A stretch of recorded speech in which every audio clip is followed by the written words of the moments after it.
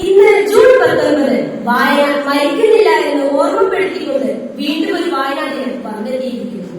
വായന എന്ന് കേൾക്കുമ്പോൾ മനസ്സിലേക്ക് ആദ്യം വരുന്നത് വായിച്ചാലും വളരും, വായിച്ചില്ലെങ്കിലും വളരും, വായിച്ചു വളർന്നാൽ വിളയും, വായിക്കാതെ വളർന്നാൽ വളയും എന്ന കുഞ്ഞുണ്ണി മാഷിന്റെ കുട്ടിക്കവിതയാണ്. കുട്ടിക്കവിതയാണെങ്കിലും ഒരു മനുഷ്യായുസിന്റെ അർത്ഥം മുഴുവൻ ആ വരികളിലുണ്ട്. മലയാളികളായ നമ്മെ അക്ഷരങ്ങളുടെയും വായനയുടെയും ലോകത്തേക്ക് നയിച്ച PN പണിക്കരുടെ ചരമദിനമായ ജൂൺ 19 നാം വായന ദിനം ആചരിക്കുന്നത്. വായന മരിക്കുന്നുവെന്ന് പൊതുവെ പറയുന്ന കാലമാണിത്. എന്നാൽ വായനയ്ക്ക് സാധ്യതകൾ കൂടുതലുള്ള കാലഘട്ടത്തിലാണ് നാം ഇപ്പോൾ. ലോകം മുഴുവൻ നമ്മുടെ വിരൽത്തുമ്പിൽ എത്തി നിൽക്കുന്ന ഈ കാലഘട്ടത്തിൽ നാം വായനയെ ഒഴിവാക്കി മറ്റു വിനോദങ്ങളിലേക്ക് മാറുകയാണ്. വായന നമ്മുടെ ഉള്ളിലെ ചിന്തകളെയും സാഹിത്യ അഭിരുചികളെയും പരിപോഷിപ്പിക്കുന്ന ഒന്നാണ്. ഏറ്റവും ചിലവ് കുറഞ്ഞതും എന്നെന്നും ഫലം ലഭിക്കുന്നതുമായ വിജ്ഞാന വിനോദോപാധിയാണ് വായന. മാനസിക ഉല്ലാസവും ചിന്തകളും അറിവുകളും ധാർമ്മിക മൂല്യങ്ങൾ വളർത്താനും വായന ഏറെ സ്വാധീനിക്കുന്നു. ഒരു നല്ല വായനക്കാരൻ ഒരു നല്ല മനുഷ്യനാകുന്നു. വായനയുടെ പ്രയോജനങ്ങൾ ഇതിനൊക്കെ അപ്പുറമാണ്. അത് ചില ധാർമ്മിക മൂല്യങ്ങൾ നിർവഹിക്കുന്നത് പോലെ ഓരോ വ്യക്തിക്കും പ്രയോജനം ചെയ്യുന്നുണ്ട്. ഓരോ ആൾക്കും ഓരോ തരത്തിൽ വായന ഒരു സമ്പുഷ്ടമായ പ്രക്രിയയായി മാറുന്നു എന്നർത്ഥം. ചിലർക്ക് ചിന്താശക്തിയുടെ വളർച്ചയിലും ചിലർക്ക് ഭൗതികമായ കാര്യങ്ങളിലുമാണ് വായന ഗുണം ചെയ്യുന്നത്. മറ്റു ചിലർക്ക് ഭാവനയും സർഗവാസനയും കൂട്ടാൻ സഹായകരമാകും. അതുകൊണ്ട് തന്നെ പുസ്തകങ്ങളെ ഹൃദയത്തോട് ചേർത്ത് പിടിക്കാൻ നമുക്ക് സാധിക്കണം. പുസ്തകത്താളുകൾക്കിടയിൽ പടരുന്ന അക്ഷരക്കൂട്ടുകൾ നൽകുന്ന മായാപ്രപഞ്ചം മനസ്സിലാക്കാൻ കഴിയുമ്പോഴാണ് വായന സമ്പുഷ്ടമാകുന്നത്. വായിച്ചു വളരുക, ചിന്തിച്ച് വിവേകം നേടുക എന്ന സന്ദേശം ഉയർത്തിപ്പിടിച്ച് നമ്മുടെ നാടിനെ ജ്ഞാനപ്രകാശത്തിലേക്ക് നയിച്ച PN പണിക്കരുടെ ചരമദിനമായ ദിനത്തിൽ അദ്ദേഹത്തെ അനുസ്മരിച്ചുകൊണ്ട് ഈ വായനാ ദിനം ഒരു നല്ല വായന ചെയ്യട്ടെ, തുടക്കം കുറിക്കട്ടെ എന്ന് ആശംസിച്ചുകൊണ്ട് നിർത്തുന്നു. നന്ദി, നമസ്കാരം.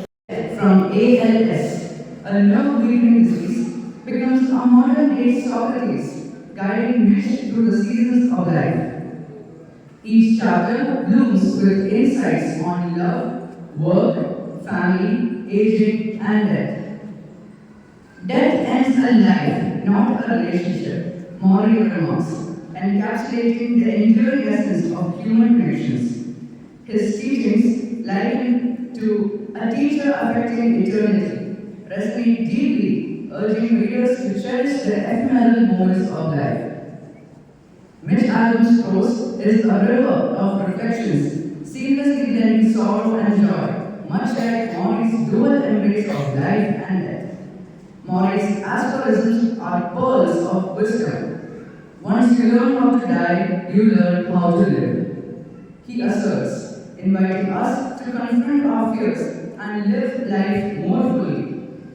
The book is rich with symbolism, from the pink hibiscus plant in Maury's sky, symbolizing life's fragility, to the recurring motif of the classroom, underscoring the continuous journey of learning.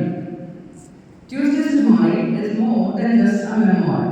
It is a testament to the human spirit, a poignant reminder of the beauty of human connections, and a call to live a life imbued with meaning and love.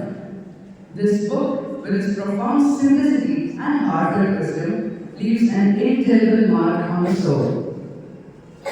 As I, myself, have learned invaluable life lessons from this short book, I am sure that many of you may find precious wisdom from it as well, which is why I recommend Tuesdays with Maury as a must-read to everyone who wishes to acquire a dynamic view on life. Thank you. देश की काबिल वह खून कहो किस्मत का जिसमें जीवन रवानी है, जो परमेश होकर रहता है वह खून नहीं पानी है। उससे लोगों ने सही सही उनकी कीमत पहचानी थी, जिस दिन सुभाष के वालों ने मांगी उसे कुर्बानी थी। बोली स्वतंत्रता की खातिर बलिदान तुम्हें करना होगा, तुम बहुत जी चुके हो जन्म में, लेकिन आगे बढ़ना होगा। आजादी के चरणों में झलमा चढ़ाई जाएगी, वह सुन ये शीश कटने का सौदा नंगे सर छिड़ा जाता है। आजादी के चरणों में झलमा चढ़ाई जाएगी। कहते कहते वक्ता की आंखों से खून उतर आई, आजान बाहु ऊंची करके वे कही, खून मुझे देना, इसके बदले भारत की आज़ादी तुम मुझसे लेना। धन्यवाद।